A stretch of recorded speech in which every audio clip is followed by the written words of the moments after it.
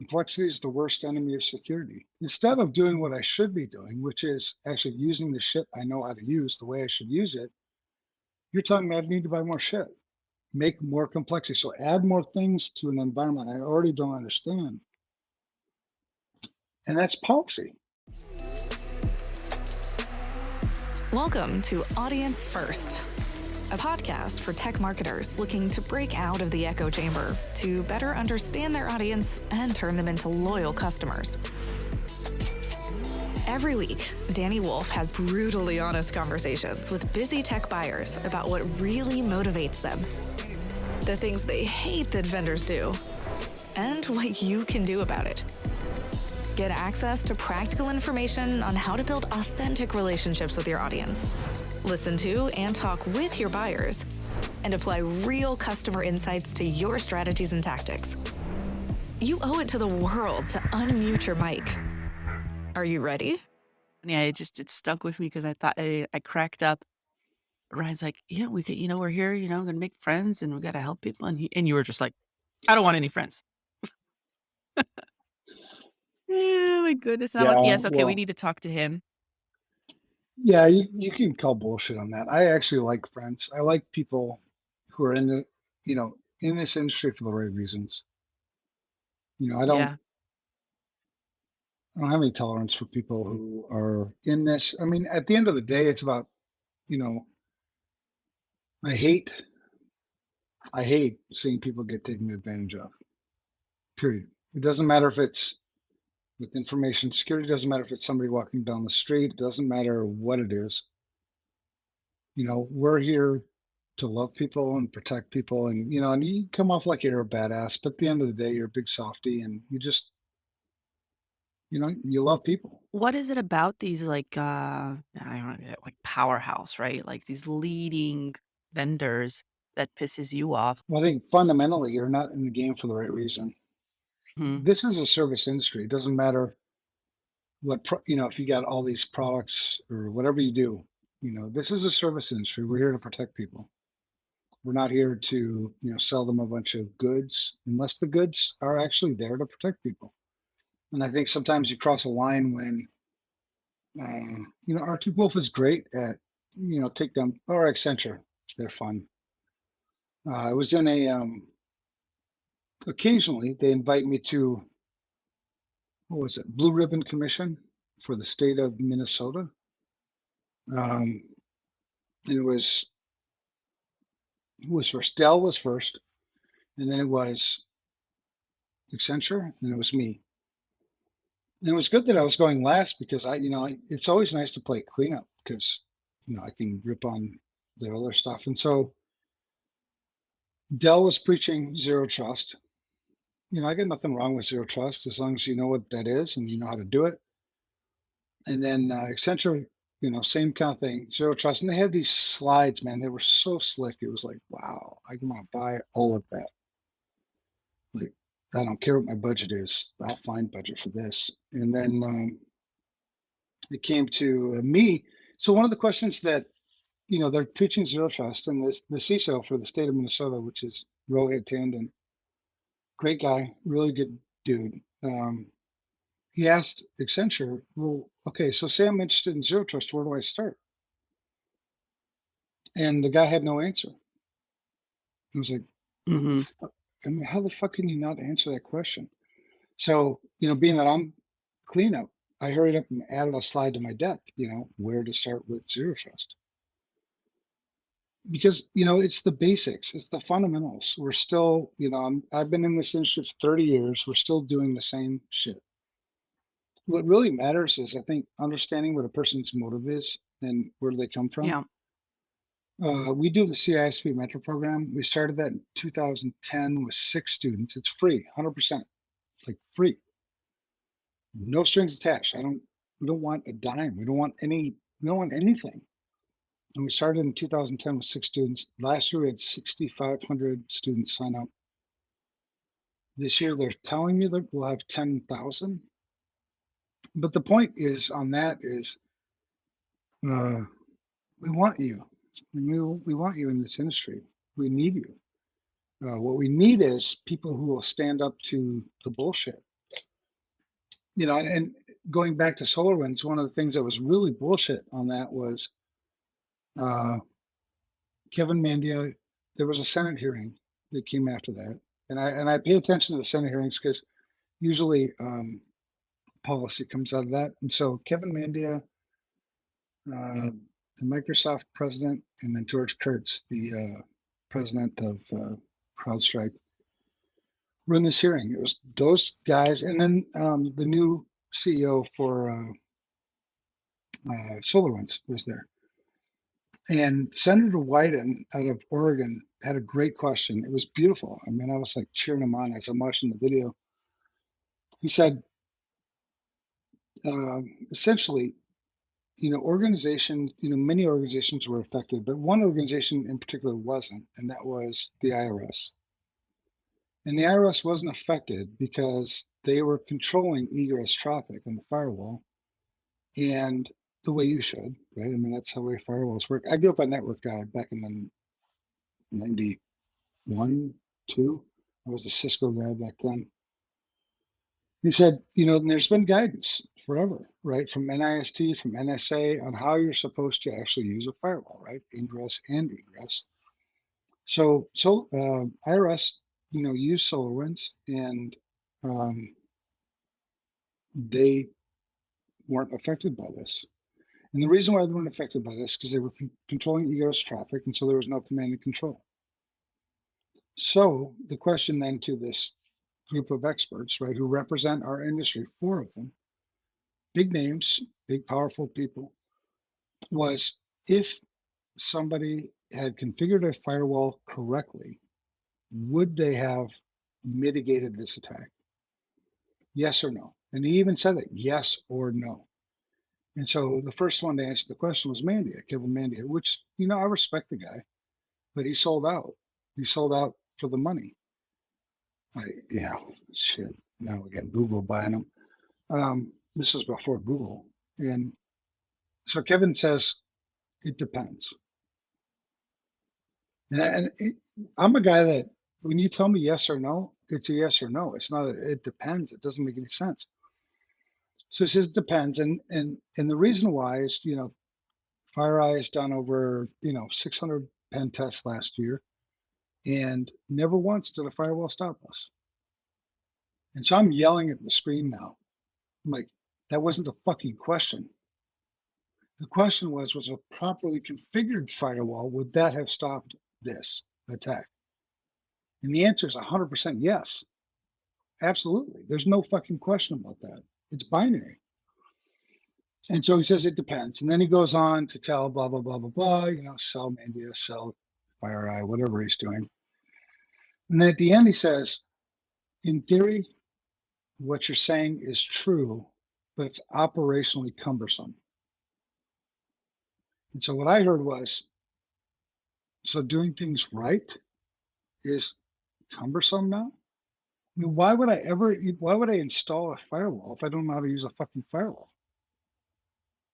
And that's kind of the mentality we're on right now. It's you go ahead and keep buying shit.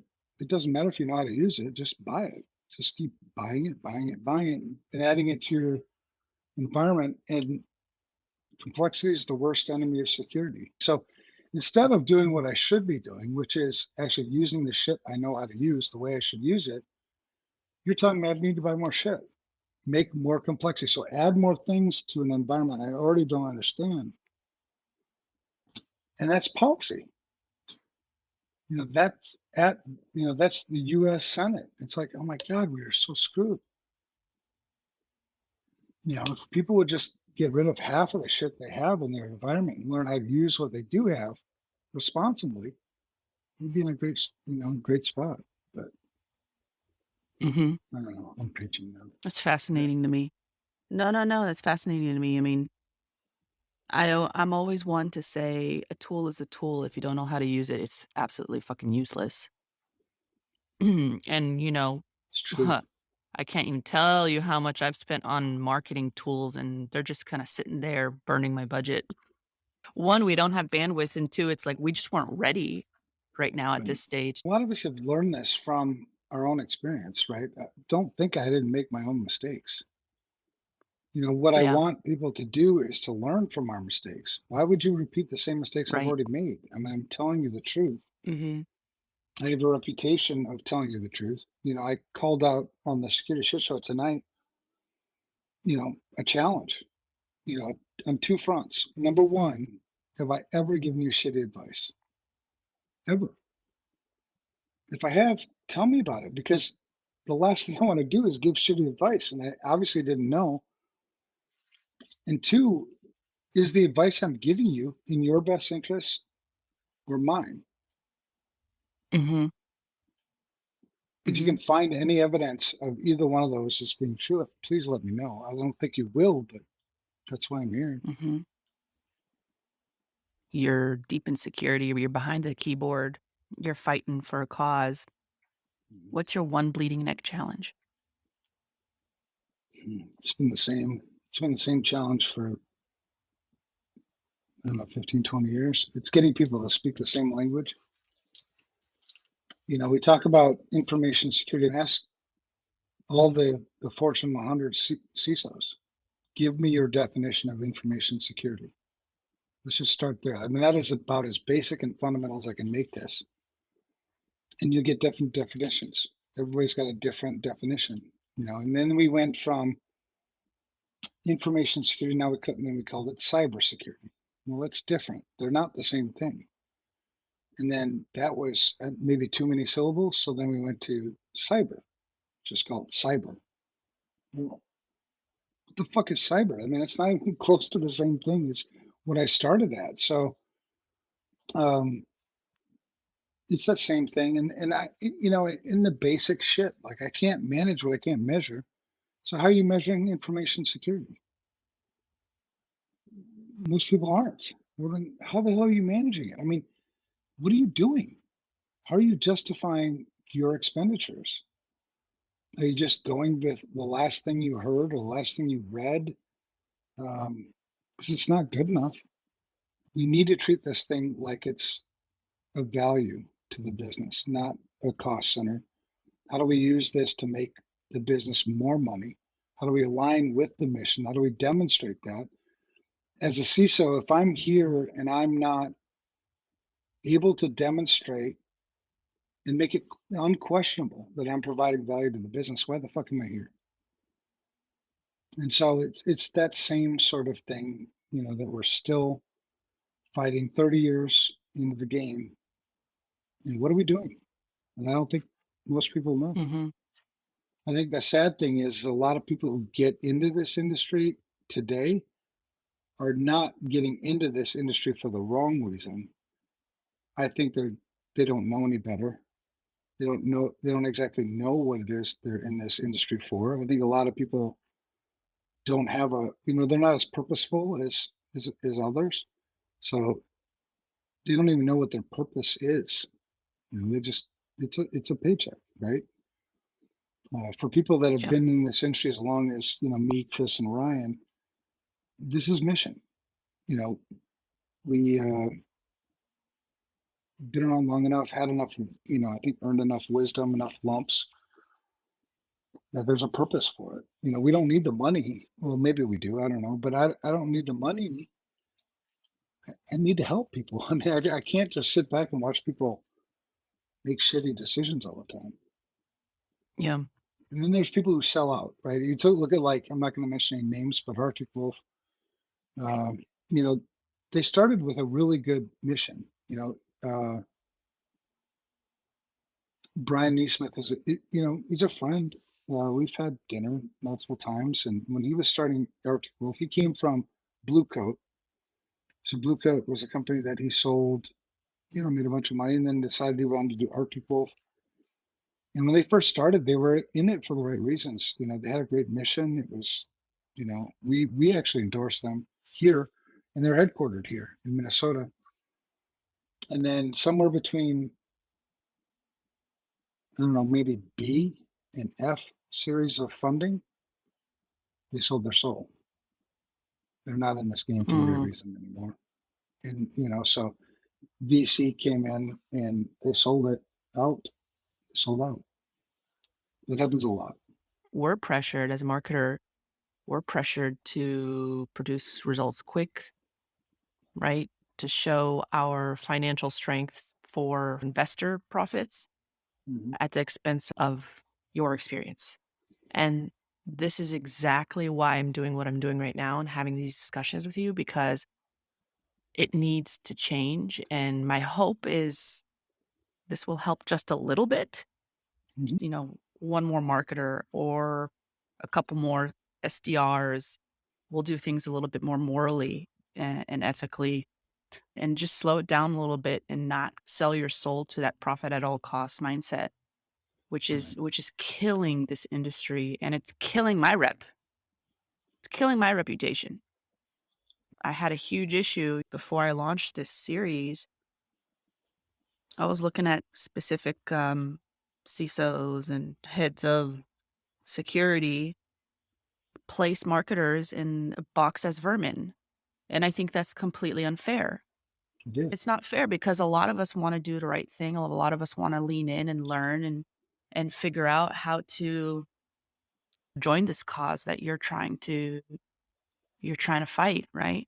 Today I run two companies. So one is FRSecure, and that's I don't know what the top line will be this year. I don't really pay attention to money very much.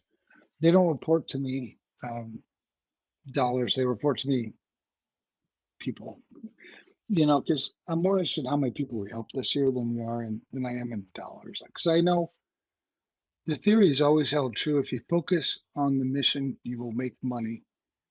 If you focus on the money, you will not serve the mission. So for me, Mhm. it's keeping my priorities straight all the time.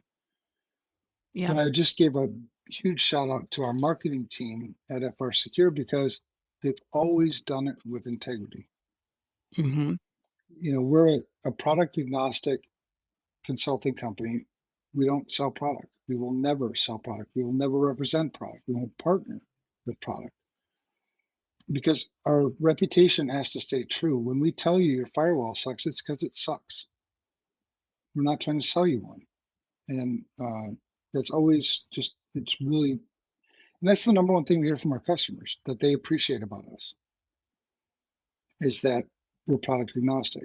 And there's been so much, I think, uh, temptation, along the way. Because, I'd say, let's just say this year we'll probably be at 33 million in sales. They're doing good. Well, But we could easily, well, we're always that people that stay under the radar. We're not out there too much. But let's say that we decided we want to rep Cisco or we want to rep anybody. We could easily triple that number. I mean, it's easy, right? Especially if we've already got relationships with you. But then I told our president, who's John Harmon, because he's asked me this, multiple times. I said, dude, there's no amount of money you could give me. I'm still going to be sitting on the same damn beach. There's no amount of money you could give me to not have me think that I sold out. I won't sell out. I will die on this fucking hill. So I don't know. It's staying committed to that. And then you end up yeah. looking like this because you take such a fucking beating. I want to shift into how you research for products that you do want to use. So, um, take me a little bit through how you're researching a security product, and how do you go about separating good from bad? Mhm. There's a couple things. Uh, People seem to overcomplicate just about everything. Um, so number one, simplify, right?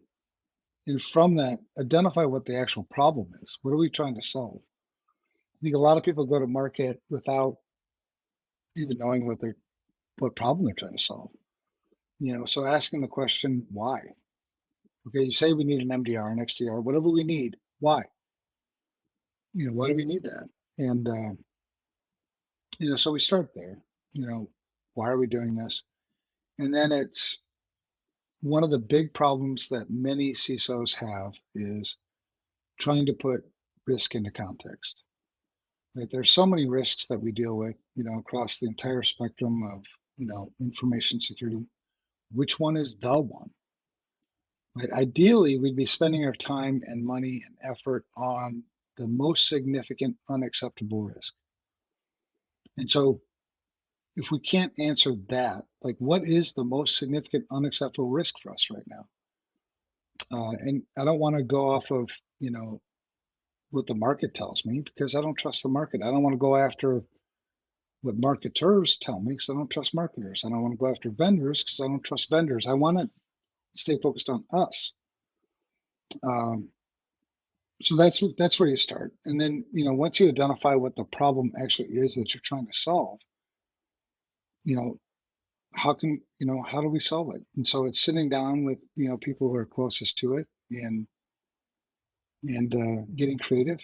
A lot of times we can solve problems without a new product. We can just solve problems with maybe a process change, something like that. When it does come down to the fact that we need a product, we're usually educated enough at that point where we pretty much know what product we're looking for. We know the specs for the product, um, and we go to market like that, as opposed to what I think most people do, where most people are just like, "Hey, market, tell me what I need."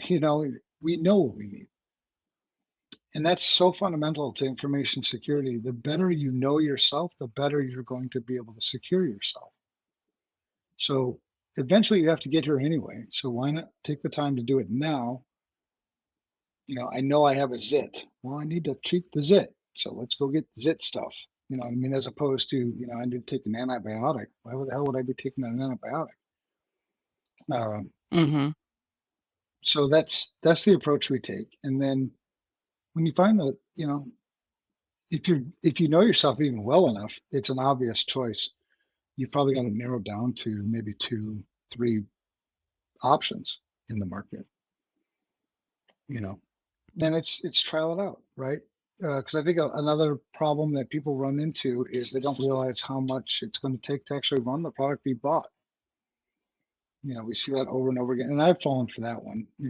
I used to work for my last real job was the CISO for a $4 billion pharmaceutical company, and they had this wonderful mission. You know what I mean? And maybe this is part of why I'm so passionate about our mission. They sold the name of the company was MGI Pharma, and they sold this drug called Aloxi.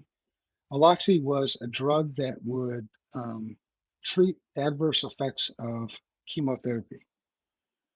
So if you had chemotherapy, and you were getting nauseous and everything, you'd take Aloxi, and it would, help you. So it's such a wonderful mission, and without it, people would stop taking chemo.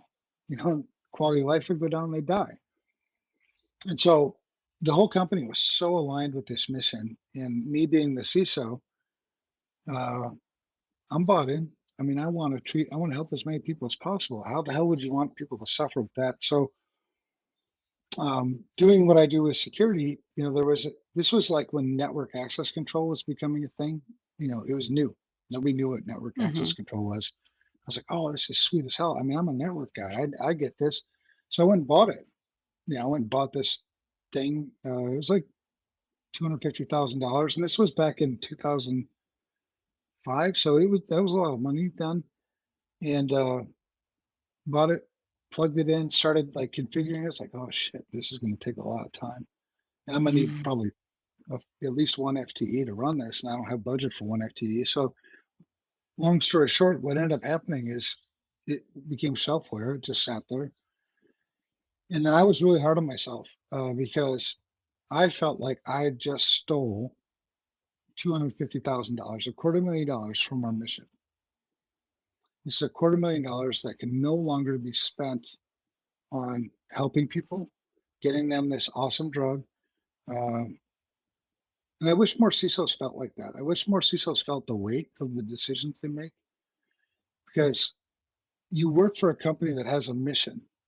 And when you misspend dollars, uh, you steal from the mission. It's money that can't be spent on it anymore. That is absolutely powerful, and it gets me to thinking, how can we create on the vendor side, how can we create that experience more meaningfully so that you can make the decisions you need quickly and easily without stealing from you, essentially? Stealing your time, Mhm. stealing your money. Wow, that's powerful. Well, and at the end of the day, man, it's all about people. I have a saying I use all the time: Yeah. information security is not about information or security as much as it's about people. People suffer when we make the wrong call, and um, people are the cause of it too. So, and I don't fault marketers because you can always tell a marketer whose heart is in the right place versus a marketer who's just wants to sell you shit. And the way you can tell that is when a marketer actually asks me, what are you working on? What kind of problems are you trying to solve? They inquire more versus, yeah, I got a solution. Well, do you even know if that's my problem? Or are you creating a problem for me that I wasn't thinking about? Because I know myself pretty well, but now you're telling me I got this thing. Um, so I love the fact that you can take it back to, your team and think about that stuff. But I think just the fact that you're inquiring about it speaks volumes to who you are. It builds Yeah. trust. There's three things you need to build, to get customers in this industry. You need trust, credibility, and likability. And as long as you can establish those three things, you'll kick ass. I struggle on the Yeah. likability because I tell the truth too much, and people are like, "Whoa, we didn't want the truth, Evan." I get the trust and credibility thing. That's cool, but keep your mouth shut. Another theme or facet to those three is honesty. So um we need more of that today in the industry and more of that amongst ourselves because a lot of us like to lie to ourselves and keep doing the same old shit that's just not going to move the needle for anyone. So Right. that's my opinion. And I think doing this, some are going to throw shade at me, some are going to unsubscribe, but I'm not looking to please everyone. I'm looking to please the people that actually care. I think the longer you spend in something, the more you gain wisdom. Right? It's not anything Yeah. magical. If you live long enough, you happen to end up with observing things that happen. And so for the people who Hmm. are happy being whatever they do, it does eventually catch up with you. We've seen it happen before. And if you're fine, if that's the way you want to live, I actually don't, I don't go after you too much. The ones I go after are the big players, right? It's the focus on what we're here for. And what we're here for is not to Hmm. take money, right? You'll make money if you just do things right. And even the biggest players, right? The biggest players in our industry, what percent of the market do they actually have? When you talk about the total addressable market, take the United States, right? Take business, just business. We're not even talk consumer because they've totally been neglected. Fuck the consumer. They don't count because they don't have enough money. But take, small to mid-sized business, right? There's, it depends on what numbers you read, 6, 7 million of them. And so you do the math, the biggest players in our industry are maybe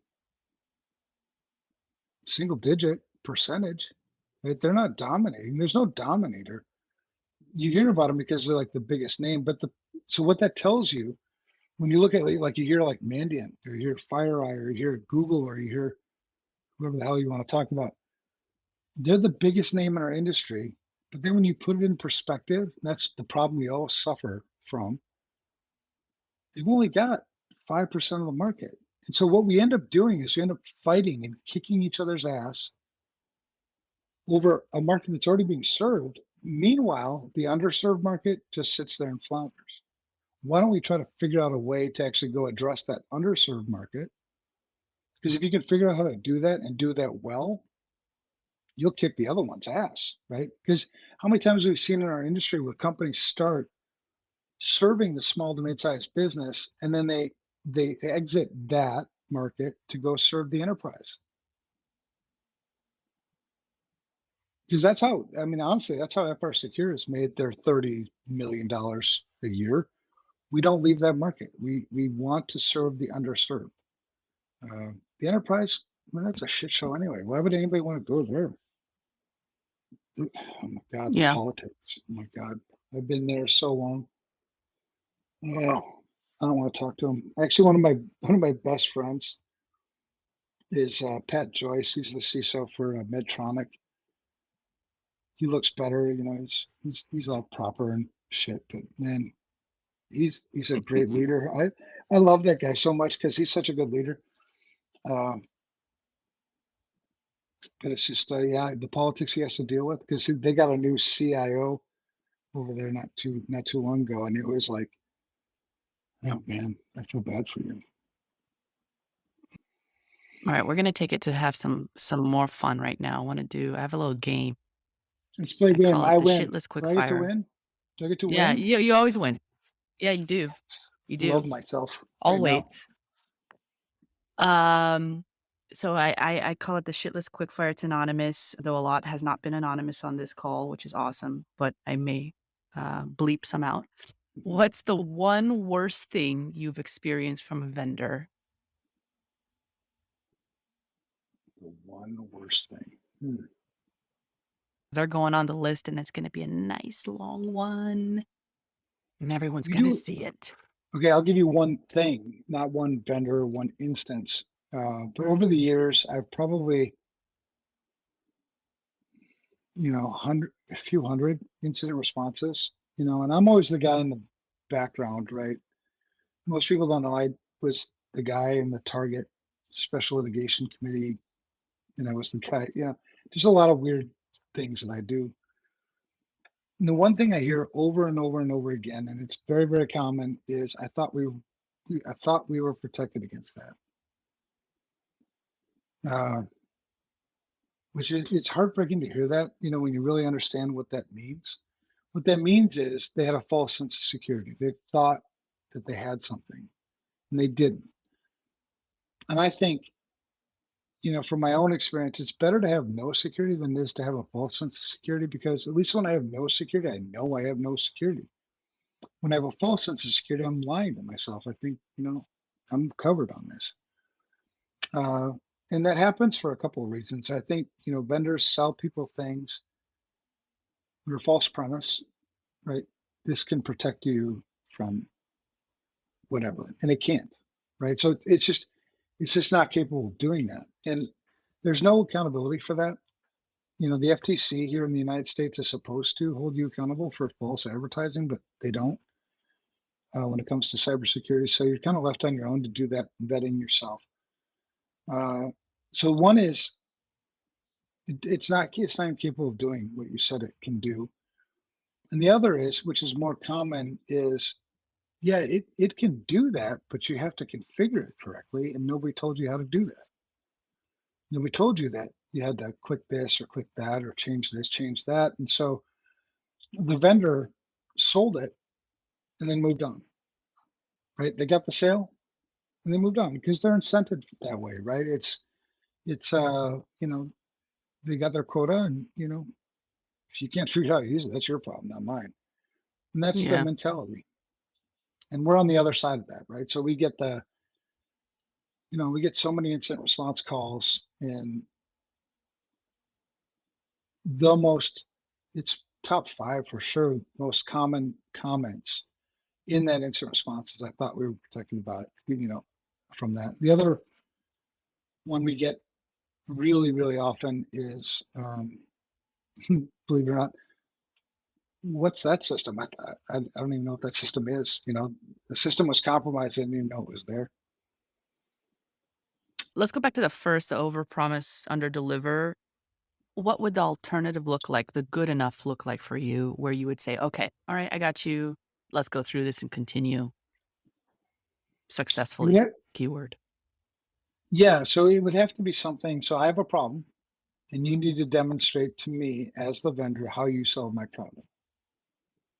You need to do so transparently, right? I don't want magic and mirrors. I had one vendor tell me, and Ryan and Chris and I laugh about this all the time because I was invited to help vet a vendor. And the guy said, he's telling about his product and blah, blah, blah, blah, blah. And in the middle of all this stuff about how he's touting his product, he said something that I don't think anybody else caught, but I did. He said, invisible processes. And so I let him finish his, talking. And then I was like, all right, hold up, man. It sounds like a great product. I mean, wow, that's badass. Tell me about these invisible processes. How does that work? And he obviously didn't have an answer because that's not a thing. And so like, I was called here, and I don't know if I was supposed to be like politically correct with you or anything, but you're full of shit. There's no invisible processes. That's not a thing. Explain to me how your product works. Explain to me how it will solve the problem that I have, and then help me partner with me, help me implement it and use it effectively. So those would be the things that I'd be looking for in a partner.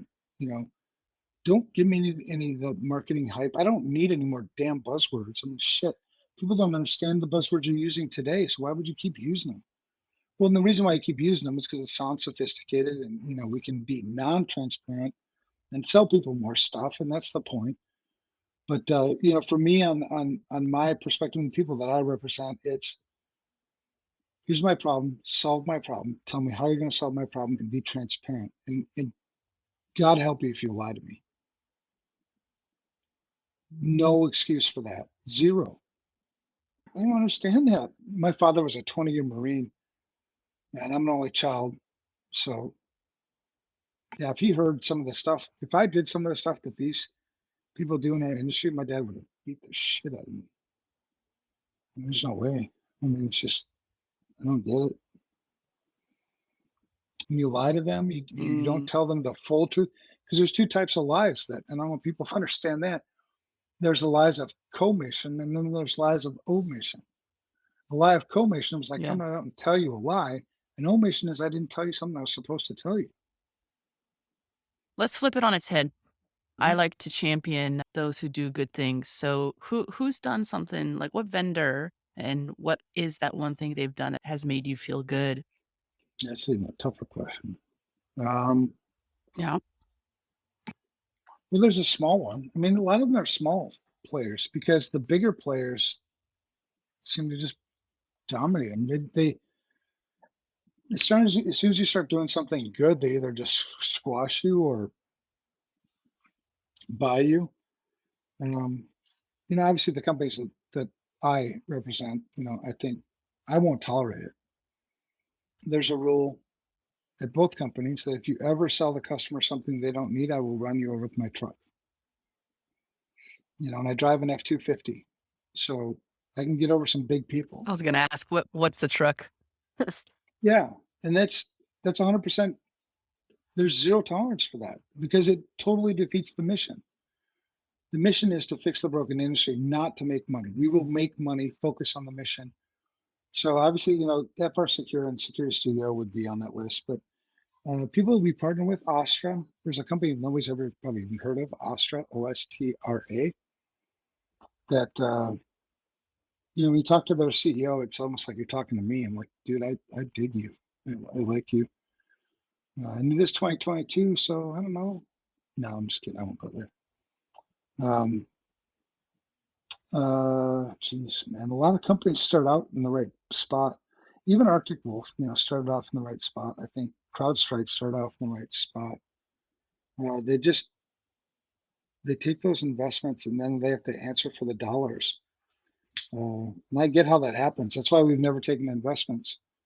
We took an investment actually in Secure Studio, but it was 10%. You can't have a controlling interest because I don't want to have to answer for those dollars above the mission. I don't have to, get the return. Cyber Six Skill, the fact that you reached out to me, the fact that you want to talk about these things and you want to talk about them openly, I think speaks volumes. I don't have customers today that are using Cyber Six Skill, but they'll be introduced to it. That's great. That's great. I appreciate that. I mean, obviously that's not the point is to is to get to know you better so that I could do things more meaningfully. Kudos to you. I mean, this is because long term, you are absolutely on the right path because you I see where hope. this ends. No, you are. You absolutely are. And I want to encourage you to stay on this path because people are getting tired of it. You know, the people I talk to, I work a lot right now with state government. And what I'm hearing over and over again is uh, we don't want more products. We want solutions, Yeah. solve Yeah. problems for us. And, Mm. so standing out from the noise, just, in our own companies, right? Security Studio and FRSecure, we're counterculture.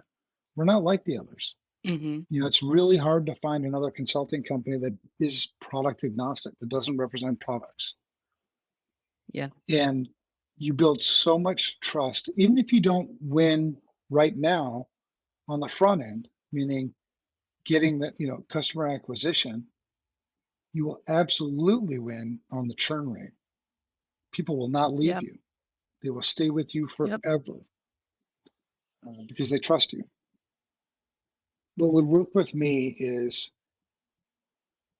an understanding that you understand my problem, that you can solve my problem, and that you won't Yep. abandon me. If you do those three things, uh, and don't try to create a problem for me. When you look at Mhm. people like me and the people you're trying to sell to, we got enough work. I don't need any more work. None of Yep. us need any more work. Right. So coming and trying to create a problem for us, for me, it wouldn't work. Hey, Evan, there's this Right. thing. Did you know about this? I'm like, maybe I did, maybe I didn't, but I don't give a shit. I'm busy. So I think, being more altruistic in the end of the day, it's going to win because this is Mhm. a service industry. I said that before. This isn't about products. It's not about um, how much money you can make. It's about serving people, Right. solving the problems, protecting them better. And I have seen Mhm. enough about Cyber Six Guild to see like you got a hell of a product, and that's not a problem either, right? There's a hell of a lot of really hell of a good products that have really intriguing technology and you know fuck you saying AI, but that's a different thing. But the lots of really good innovative products, but you're not solving a problem I have right now, so I don't really care. And the reason why Yep. you're not solving the problem I have right now is because I'm trying to keep things simple. I don't want to have that problem. Mhm. Mhm. If I ever do encounter that problem, well, then I know where to go. But ideally, you'd keep me from having the problem in the first place, right?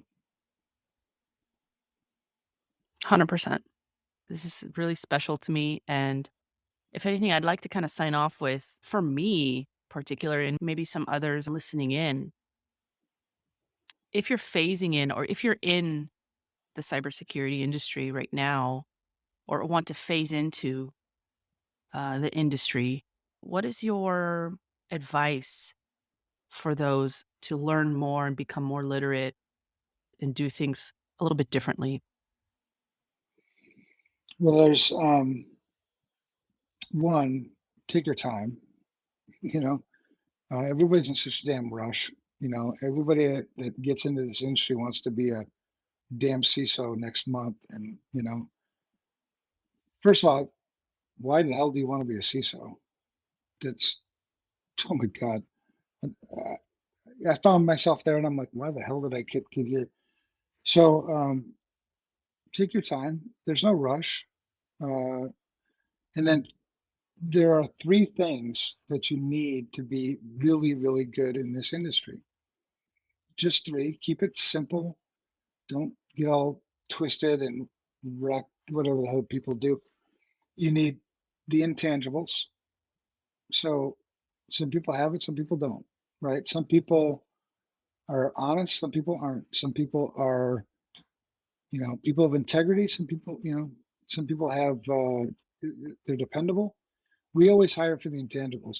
I can teach you security stuff. I can't teach you to be a good person. So intangibles is number one. The second thing is experience. Now let's go education. The second thing is education. So that's the book smarts, right? Lots of ways to do that. You don't have to get a degree.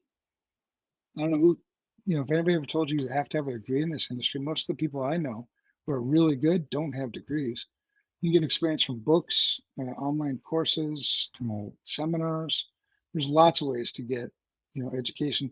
And then the third is experience, and that's the one you can't rush. It does take time. You just have to be there. You have to, take the.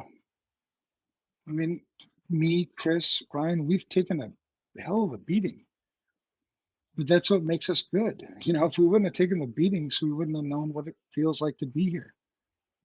So that's what I would tell people. One, take your time. Two, there are three things it takes to be good in this industry: intangibles, education, and experience. Don't try to put one ahead of the other. They're all, almost equally important. For me, I'd love to learn more technically. Where can I go do that? I know I've been listening to you and Ryan on your YouTube channel, but if I want to really kind of hone in and become technically literate so I understand the basics, like what's the basic of the basic that a cybersecurity marketer should know, apart from if you're on the vendor side, what you are trying to sell and create in the industry, what, in your opinion, are the fundamental pillars? Well, I would start, from a technical perspective. So information security isn't just technical, but Right. people should know that. Yeah. What I tell people is hack yourself. You got Mhm. a home network, right? And God knows what you got running on your home network. Why don't you start, poking around on that? The average person, I think, in the United States today has 13 devices on their local home network. Well, that's 13 targets. Go at it. First of all, identify what they are, so, Mhm. run some Nmap on your workstation and, do some port scans. And, that might be the first time you've ever done Nmap, but at least you're doing it on a home network, one that you own, versus doing it on somebody else's.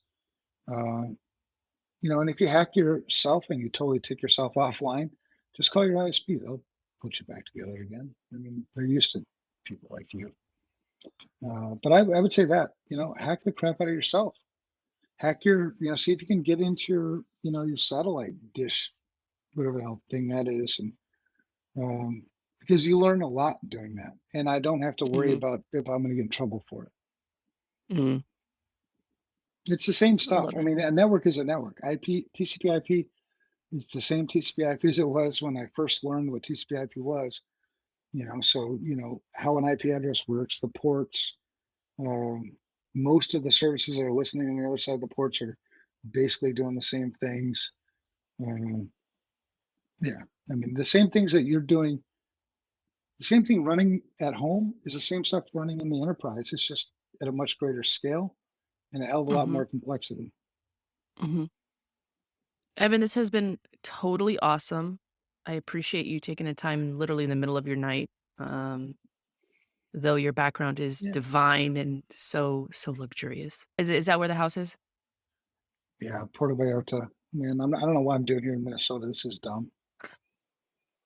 Oh my goodness. I've been to Minnesota once for NCAA championship, and I don't think I'll ever go back because it was so damn cold. I don't know why people come here in the winter. It's like, oh my God, it's hell. It's Yeah. hell. Yeah. All right, cool. Well, thanks again. And this has been another great episode of Audience First. Evan, we will definitely have you back on the show. Thank you. You have a good night. Thanks for tuning in to this episode of Audience First. If you like what you've heard, feel free to follow or subscribe to Audience First on Apple, Spotify, or any of your favorite podcast streamers.